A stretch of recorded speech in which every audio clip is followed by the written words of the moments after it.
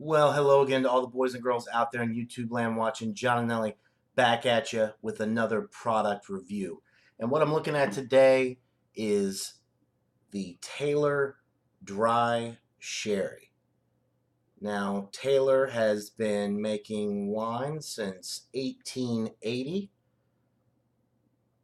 or the company was established in 1880. I think they've only been making sherry for the last, I don't know, 50, 60 years or so. Um, but anyway, it's a product of New York.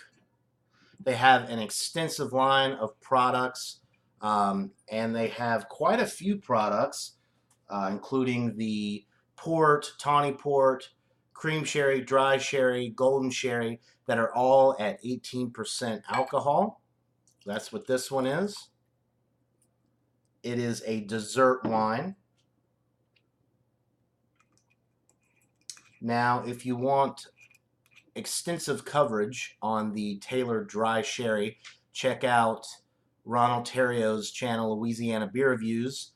We did an examination earlier on this product, and he also did an examination with James P. Madonna. So there are actually two examinations on his channel, and there you go. So for full coverage, check out Louisiana Beer Reviews. I tried to set up a hangout on my channel, but it was unsuccessful. I'm going to have to play around with it some more. Um, there must be some setting on my computer that doesn't like the live hangouts. I can do live hangouts all day by myself, but I couldn't figure out how to invite somebody else or send them the link to join the hangout. So anyway, it worked out. We did it on Ron's channel, but this is my solo review of this product. So as you can see, it's a nice brown color. It looks like a whiskey more than a wine in the glass.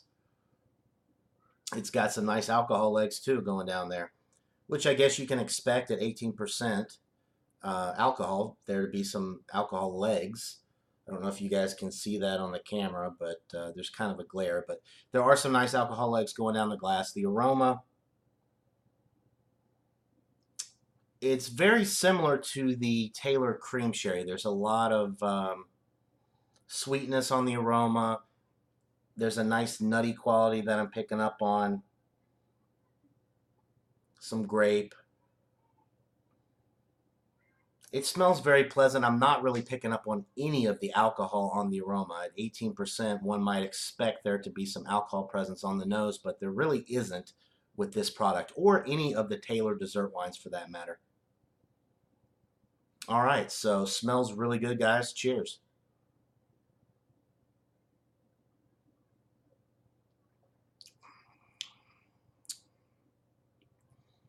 Okay, it's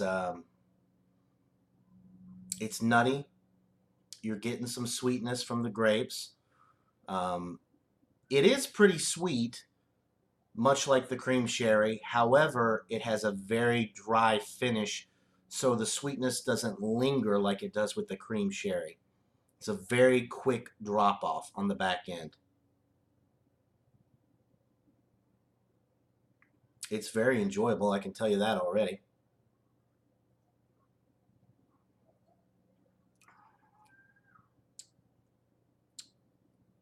And we were talking on the hangout earlier on Louisiana Beer Reviews about the champagne qualities with this beer, because it has that really dry finish.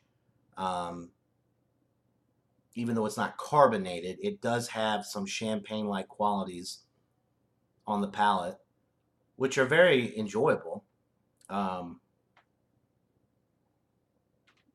it's a lot different than the other Taylor dessert wines.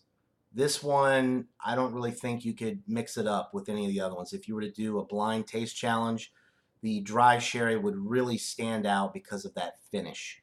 And because the sweetness just doesn't stick around. It does have some nice sweetness to it, but like I said, it just doesn't linger at all like it does with the cream sherry, the tawny port, and the ruby port.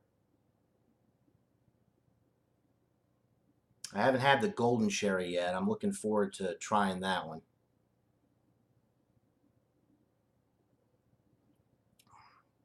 If you're looking for, cheap dessert wines with, the 18% alcohol, a nice sipper after a meal, you really can't go wrong with the Taylor dessert wine lineup.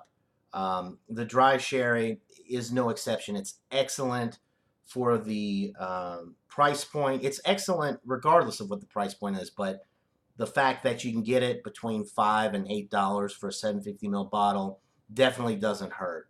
Um, it has absolutely no negative qualities that I can think of. Very, very smooth, and that finish is just extraordinary.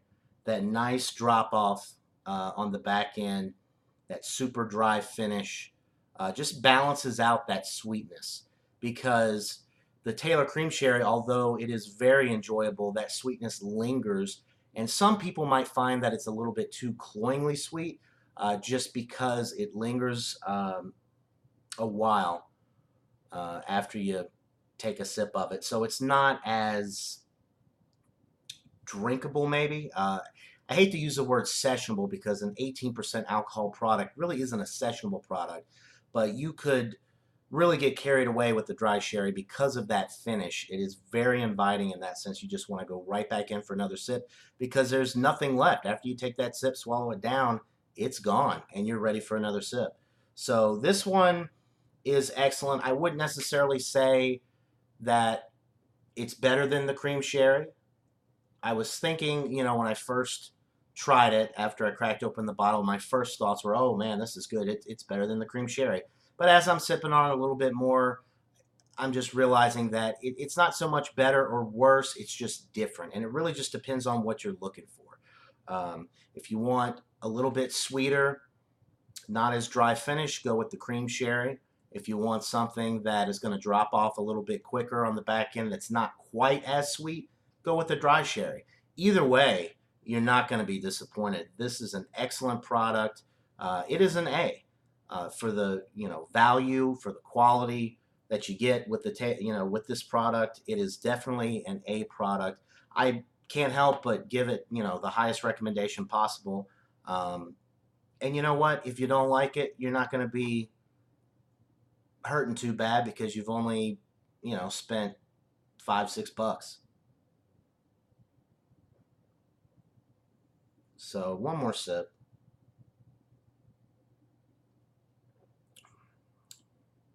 Yep. It's a winner, guys.